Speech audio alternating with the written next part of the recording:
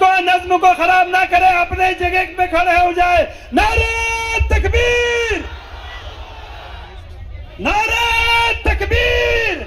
हमारे एमएलए हदील अजीज एमएलए सुदर्शन रेड्डी साहब भी तशरीफ ला चुके हैं। एमपी हमारे हदील अजीज एमपी असदुद्दीन अवीसी साहब तशरीफ ला चुके हैं। कोई स्टेज के करीब ना आए, इस्तेकबाल करें। नारे तकबीर, नारे तकबीर। हाजी भाई के कमांडोज पूरे जो है ना कवर कर लें। नारे तकबीर, नारे तकबीर।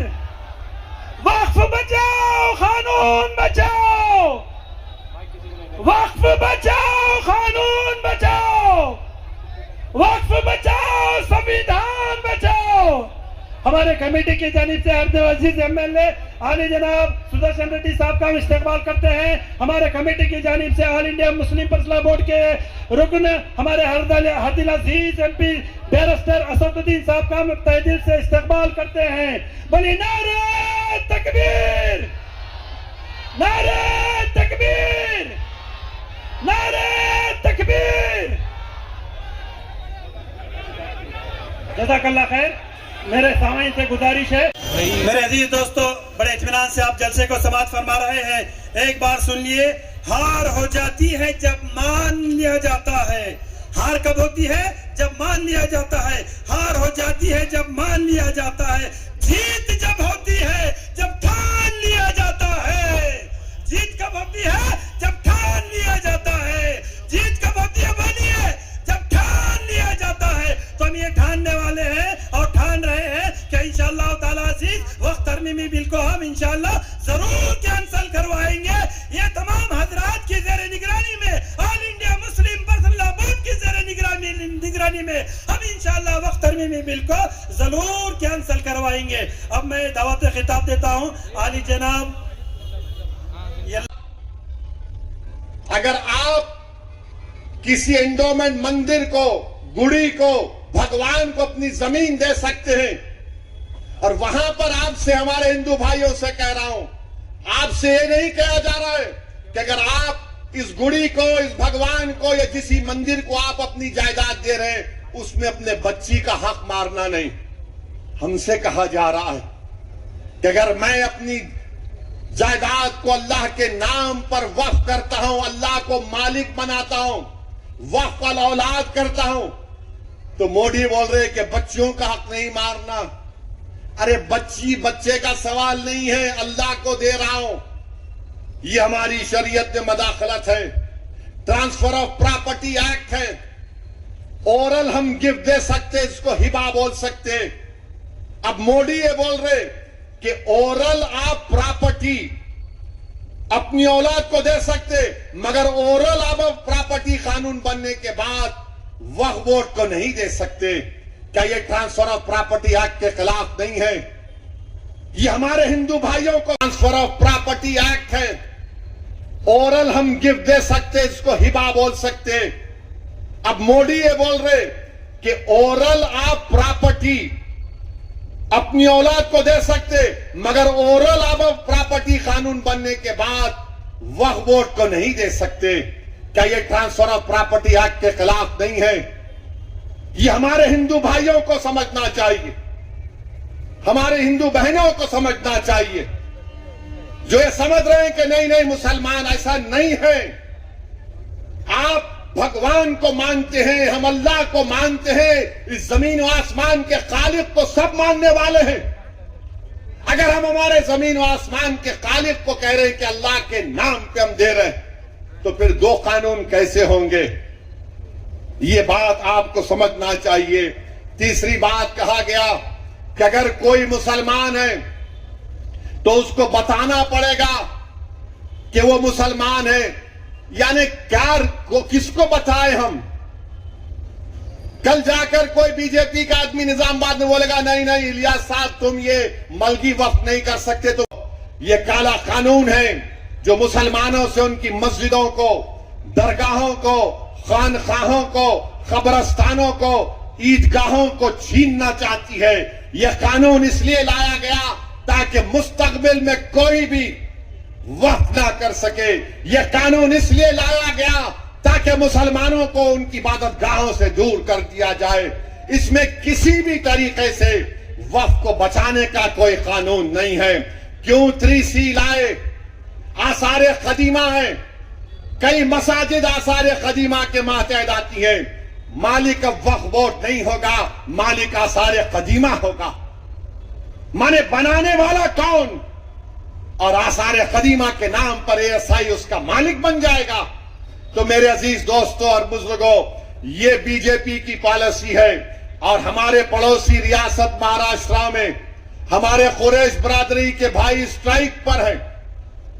वो बेचारे भैंस काट सकते हैं महाराष्ट्र में, गांव रक्षक उनको पीटते हैं। अब उन्होंने हड़ताल का ऐलान कर दिया।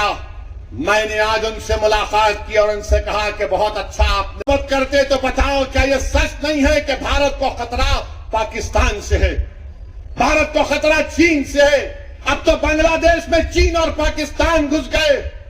अरे मुल्क को जिससे खतरा है तुम उसकी तरफ तवज्जो करो ना। तुम मुल्क के अंदर ये क्या कर रहे हो? चीन हर तरफ से भारत को घेर रहा है। बांग्लादेश के बॉर्डर पर चीन वहां पर बांग्लादेश की जनता के लिए, अवाम के लिए एयर स्ट्रिप बना रहा। आप खड़े होकर भारत से देख सकते। अरे दुश्मन भारत का हमारे दरवाजे तक आकर दस्तक दे रहा है और आप भारत में कोई कह रहा है ये मत करो, वो कर दो, घर तोड़ दो, बुलडोजर तोड़ दो, मस्जिद छीन लो। ये क्या होगा? ये भारत के मफाद में? बताओ हमको। पहलगाम में 26 हमारे हिंदू भाइयों को पाकिस्तान के 4 टेररिस्ट ने उनकी जान ले ली और वहां के गवर्नर साहब अब बोल रहे हैं जुलाई के महीने में मैं जिम्मेदार हूं। हम सुनते थे बासी कड़ी को उबाल नहीं आता, मगर बासी कड़ी को उबाल आ ही गया। अगर आप किसी एंडोमेंट मंदिर को, गुड़ी को, भगवान को अपनी जमीन दे सकते हैं और वहां पर आपसे, हमारे हिंदू भाइयों से कह रहा हूं, आपसे ये नहीं कहा जा रहा है कि अगर आप इस गुड़ी को, इस भगवान को या किसी मंदिर को आप अपनी जायदाद दे रहे हैं, उसमें अपने बच्ची का हक मारना नहीं। हमसे कहा जा रहा है कि अगर मैं अपनी जायदाद को अल्लाह के नाम पर वक्फ करता हूं, अल्लाह को मालिक बनाता हूं, वक्फ अल औलाद करता हूं, तो मोदी बोल रहे कि बच्चियों का हक नहीं मारना। अरे बच्ची बच्चे का सवाल नहीं है, अल्लाह को दे रहा हूं। ये हमारी शरीयत में मदाखलत है। ट्रांसफर ऑफ प्रॉपर्टी एक्ट है। ओरल हम गिफ्ट दे सकते, इसको हिबा बोल सकते। अब मोदी ये बोल रहे कि ओरल आप प्रॉपर्टी अपनी औलाद को दे सकते, मगर ओरल आप प्रॉपर्टी कानून बनने के बाद वक्फ बोर्ड को नहीं दे सकते। क्या ये ट्रांसफर ऑफ प्रॉपर्टी एक्ट के खिलाफ नहीं है? ये हमारे हिंदू भाइयों को समझना चाहिए, हमारे हिंदू बहनों को समझना चाहिए, जो ये समझ रहे हैं कि नहीं नहीं मुसलमान ऐसा नहीं है। आप भगवान को मानते हैं, हम अल्लाह को मानते हैं, इस जमीन और आसमान के खालिक को सब मानने वाले हैं। अगर हम हमारे जमीन और आसमान के खालिक को कह रहे हैं कि अल्लाह के नाम पे हम दे रहे हैं, तो फिर 2 कानून कैसे होंगे? ये बात आपको समझना चाहिए। तीसरी बात कहा गया कि अगर कोई मुसलमान है तो उसको बताना पड़ेगा कि वो मुसलमान है। यानी क्या को किसको बताए हम? कल जाकर कोई बीजेपी का आदमी निजामाबाद में बोलेगा नहीं नहीं इलियास साहब तुम ये मलगी वक्फ नहीं कर सकते, तो मुसलमान ही नहीं है। यानी 5 साल तक नहीं दे सकते। अच्छा 5 साल का सर्टिफिकेट कौन देंगे? अमित शाह देंगे।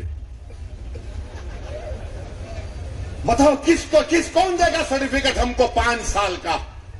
कलेक्टर साहब देंगे, एसपी साहब देंगे। अरे जो कलमा पढ़ लिया उन्हें मुसलमान हो गया। जब हिंदू धर्म को मानने वाला मान जाता है, हिंदू हो जाता है, तो मुस्लिम धर्म को मानने वाले को ये टेस्ट क्यों? ये टेस्ट क्यों? बताओ आप, आखिर क्या हो रहा है? नहीं 5 साल तक नहीं दे सकते। मेरे एक आरएसएस के वाबस्ता कई तंजीमें पार्लियामेंट को आए थे, मुझसे बोले कि आप खामखा मुखालिफत कर रहे। मैंने कहा यह बात बताइए, अगर कोई मुसलमान चाहे हिंदू धर्म को प्रॉपर्टी अपनी दे सकता, तो बोले हां दे सकता। मिला फिर मैं अपने अल्लाह के नाम पे क्यों नहीं दे सकता हूं? बोले नहीं 5 साल का कानून। बोला चलो मान लिया तुमको हमारी बात को थोड़ी देर के लिए। 5 साल में मैं क्या किसी को दे सकता हूं? हिंदू धर्म की मंदिर को, ईसाइयों के गिरजाओं को, सिख धर्म के गुरुद्वारा को? हाँ बराबर दे सकते हो उनको आप। मिला वहां दे सकता हूं या नहीं दे सकता हूं? ये कौन सा आर्टिकल 14 है बताओ? तो बोले तुम्हारे से बहस करना बेकार है। अरे बहस नहीं कर रहा हूं, जब सबको दे सकते हैं तो वहां भी लगा दो 5 साल का कानून। लगा सकते आप 5 साल का कानून। 5 साल की बात करें तो आप 5000 साल पहले चले जाते। आप 5000 साल पहले चले जाते। तो मेरे अजीज दोस्तों और बुजुर्गों, ये कानून में ये तमाम नुक्स हैं। और जो हालिया दिनों में मरकजी हुकूमत ने रूल्स बनाए, ये बड़ा इनकंसिस्टेंट और गैर वाजबी काम नरेंद्र मोदी की हुकूमत ने किया कि जब मामला सुप्रीम कोर्ट में जा चुका है, रिजर्व फॉर इंटरिम ऑर्डर्स है, कम से कम रुक जाते अखलाकी तौर पर। मगर आपने एक रूल बनाया और रूल 6(1) रूल 10(1) क्या कहता है कि आपको 3 महीने के अंदर वक्फ रजिस्टर में जाना पड़ेगा। ये सबसे बड़ा प्रॉब्लम मुतवल्लियों को होगा। रूल 10(2) यह बोलता है कि डॉक्यूमेंटेशन, वक्फ डीड्स, ये सब चीजों को आपको रिकॉर्ड में देना पड़ेगा। नॉन कंप्लायंस में क्या होगा? रूल 7 सबसे खतरनाक रूल 7 3C एक सेक्शन है इस कानून में जो कहता है कि अगर गवर्नमेंट में वक्फ बोर्ड में कब्जा होगा तो गवर्नमेंट एक सीनियर ऑफिसर को यह बोलेगी कि आप तय करो ये जायदाद वक्फ की है या गवर्नमेंट की है। अब आप बताइए, मोहल्ले में अगर कोई लड़ लेते, आप मौलाना के पास चले गए, मौलाना बोलते ठीक है मैं तुम दोनों के दरमियान में फैसला करूंगा, यानी और लोग बैठ जाएंगे, मगर वो मौलाना का ताल्लुक या उस बड़े का ताल्लुक उस दोनों लड़ने वालों से नहीं होता, ना उनके दोस्त होते ना रिश्तेदार होते, क्योंकि उनको आजादाना तौर पर अपना फैसला करना पड़ेगा। कानून में उसको प्रिंसिपल्स ऑफ नेचुरल जस्टिस बोलते। हुकूमत बोल रही कि झगड़ा हमारा तुम्हारा होगा, हमारा ऑफिसर होगा। अरे कहे क्या होगा? बाप बेटी के हक में, बेटे के हक में फैसला नहीं करेगा तो इंसाफ कहां होगा बताओ आप? तो इन्होंने क्या बोल रहे रूल 7 में कि 1 साल के अंदर उस डेजिग्नेटेड अफसर को चला गया, मगर ओनर कौन होगा? वक्फ बोर्ड होगा या गवर्नमेंट होगी, उसका किसी को नहीं मालूम। रूल 10(2) देख लो आप, रूल 10(C) देख लो आप, ये ऐसे रूल्स बनाए गए जिससे वक्फ को नुकसान होगा। Rule 10(2)O, 11(2)P। अब इस कानून में कह दिया गया कि अगर कोई कबायली है, आदिवासी है, तो वक्फ नहीं कर सकता। कैसे नहीं कर सकते भाई? भारत के संविधान में कोई भी आदिवासी मुसलमान हो सकता है। लक्षद्वीप का MP मुसलमान है, हमदुल्ला सईद आदिवासी है। क्या लक्षद्वीप का मुसलमान अल्लाह के नाम पे जायदाद नहीं कर सकता? तो आपने रूल बना दिया कि रूल 10(2)O, रूल 11(2)P जो 5th और 6th शेड्यूल में आता है। बताइए आप क्या है ये? फिर रूल 6(1) रिट्रोस्पेक्टिव, यानी पहले क्या हुआ था। यानी ये सब ऐसे रूल्स बनाए जा रहे हैं जिससे वक्फ बोर्ड का नुकसान कराना चाहते हैं। इसीलिए हमको अपने एहतजाज को कामयाब करना है। और याद रखिए, बीजेपी RSS के पास एक लिस्ट है जो कहते हैं कि तारीख के किसी वक्त में मस्जिद नहीं थी। ये कौन तय करेगा? इस तरह का काला कानून बनने के बाद कलेक्टर को, डेजिग्नेटेड ऑफिसर को इतने पावर्स दे दिए गए रूल 3C में। और फिर हमसे कहा जा रहा है कि आपको डॉक्यूमेंट लाना पड़ेगा। अरे अगर 500 साल 600 साल पुरानी मस्जिद होगी, कहां से डॉक्यूमेंट मिलेगा बताओ? बल्कि मस्जिद हो, मंदिर हो, कहां से डॉक्यूमेंट आएगा 600 साल पुराना? कहां से आएगा डॉक्यूमेंट? मगर मोदी बोल रहे नहीं, डॉक्यूमेंट दिखाना पड़ेगा। अरे वक्फ यूजर को तुमने निकाल दिया। बाबरी मस्जिद, राम मंदिर के केस में सुप्रीम कोर्ट ने कहा था कि वक्फ यूजर का ताल्लुक भारत के आइन के बेसिक स्ट्रक्चर से है। मेरे अजीज दोस्तों और बुजुर्गों, ये काला कानून है जो मुसलमानों से उनकी मस्जिदों को, दरगाहों को, खानखाहों को, कब्रस्तानों को, ईदगाहों को छीनना चाहती है। यह कानून इसलिए लाया गया ताकि मुस्तकबिल में कोई भी वक्फ ना कर सके। यह कानून इसलिए लाया गया ताकि मुसलमानों को उनकी इबादतगाहों से दूर कर दिया जाए। इसमें किसी भी तरीके से वक्फ को बचाने का कोई कानून नहीं है। क्यों 3C लाए? आसार कदीमा है, कई मसाजिद आसार कदीमा के मातहत आती है। मालिक वक्फ बोर्ड नहीं होगा, मालिक आसार कदीमा होगा। माने बनाने वाला कौन? और आसार कदीमा के नाम पर ASI उसका मालिक बन जाएगा। तो मेरे अजीज दोस्तों और बुजुर्गों, ये बीजेपी की पॉलिसी है। और हमारे पड़ोसी रियासत महाराष्ट्र में हमारे कुरैश बरादरी के भाई स्ट्राइक पर हैं। वो बेचारे भैंस काट सकते हैं महाराष्ट्र में, गांव रक्षक उनको पीटते हैं। अब उन्होंने हड़ताल का ऐलान कर दिया। मैंने आज उनसे मुलाकात की और उनसे कहा कि बहुत अच्छा आपने काम किया। आप उनको जानवर लाने भी नहीं दे रहे, आप उनको लाइसेंस नहीं दे रहे दुकानों को महाराष्ट्र में। और कोई वहां पर अनाप शनाप बयान देता है कि अज़ान को बदल दो, फुला को बदल दो। अरे मोदी जी, भारत को आप क्या करना चाहते बताओ आप? मैं बीजेपी से कहना चाह रहा हूं, अगर आप इस मुल्क से मोहब्बत करते तो बताओ, क्या यह सच नहीं है कि भारत को खतरा पाकिस्तान से है, भारत को खतरा चीन से है? अब तो बांग्लादेश में चीन और पाकिस्तान घुस गए। अरे मुल्क को जिससे खतरा है तुम उसकी तरफ तवज्जो करो ना। तुम मुल्क के अंदर ये क्या कर रहे हो?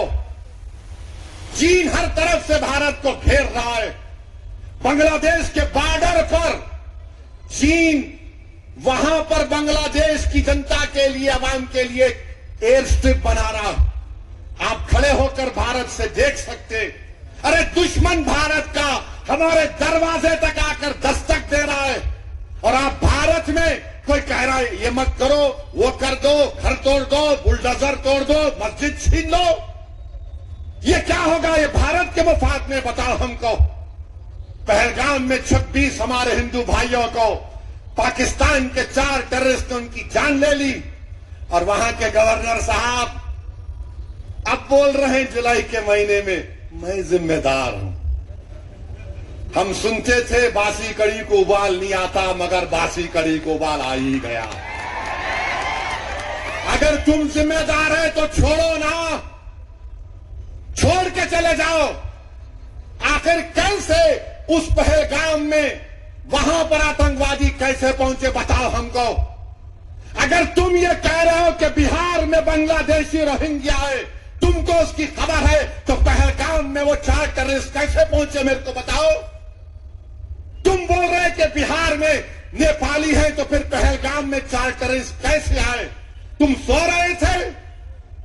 तुम्हारा एडमिनिस्ट्रेशन आंख बंद करके बैठा था ताकि वहां पर 26 हमारे हिंदू भाइयों के सरों में गोली मार दी जाए? बताओ। जब तुम इलेक्टोरल लिस्ट के नाम पर बांग्लादेशी रोहिंग्या बोल रहे, अरे पहलगाम का बदला लेना है। ऑपरेशन सिंदूर को जारी रखो जब तक कि वो 4 टेररिस्ट जो भारत के 26 लोगों को उनका मजहब पूछकर गोली मारे, जब तक वो पकड़े नहीं जाते, जब तक वो मारे नहीं जाते, हम तुमसे सवाल करते रहेंगे। पहलगाम मोदी हुकूमत की एक सिक्योरिटी लैब्स का एक कामयाब आपके सामने एक एग्जाम्पल। मेरे अजीज दोस्तों और बुजुर्गों, हम यहां की हुकूमत से भी कहना चाहेंगे कि आप ताउन करें गरीबों को इनका बर्थ सर्टिफिकेट बनाने के लिए, इनका पासपोर्ट के पुलिस वेरिफिकेशन को जल्द से जल्द कराने के लिए हम भी नहीं चाहते कि तेलंगाना में ऐसी हुकूमत आए जो हिंदू और मुसलमानों में नफरत को बढ़ावा दे।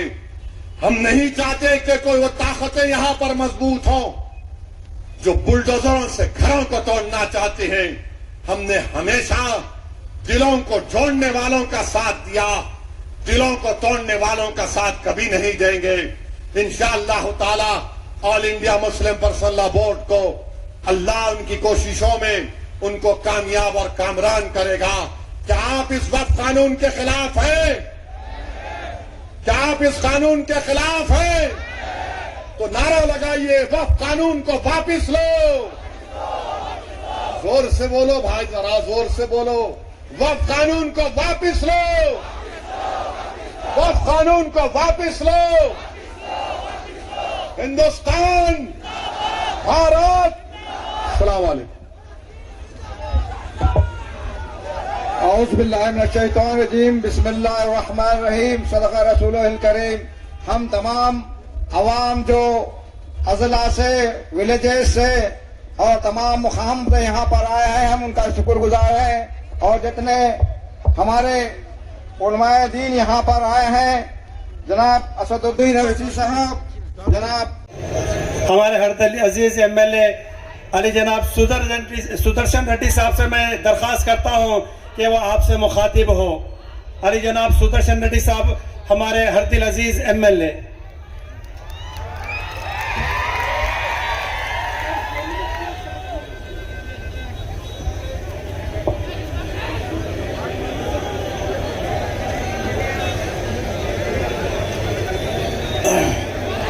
आज का ऊपर देखो अंकल, जलसा जो है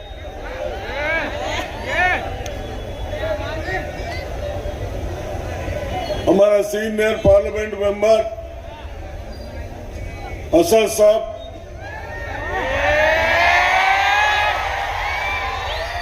बल्कि मेंबर ही नहीं है,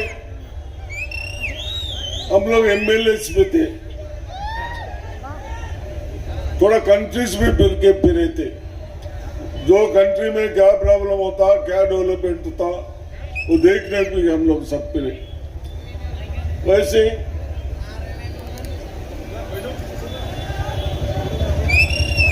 बैठे सो बड़े लोगों को या आए सो मेरे भाइयों को, बहनों को, सबको मेरा आदाब। मैं सेकुलरिज्म पार्टी का एमएलए हूं। 60 साल से हम लोग असद साहब भी कोऑर्डिनेशन करके सब मिलके रहना बोल के देख रहे। मैं असद साहब को बोल रहा हूं, असद साहब मैं परसों ITA में गया हूं, अपना पास मैं देख रहा हूं दूसरे स्टेटों से आके यहाँ काम कर रहे, छोटा छोटा काम भी कर रहे। वो बच्चों के लिए मैं कोशिश कर रहा हूं, अच्छा काम सिखाएंगे। कम से कम यहाँ पर जितनी कोशिश मुफ्ती अतीक अहमद साहब, लईक अहमद साहब, अब्दुल बाकी साहब, आबिद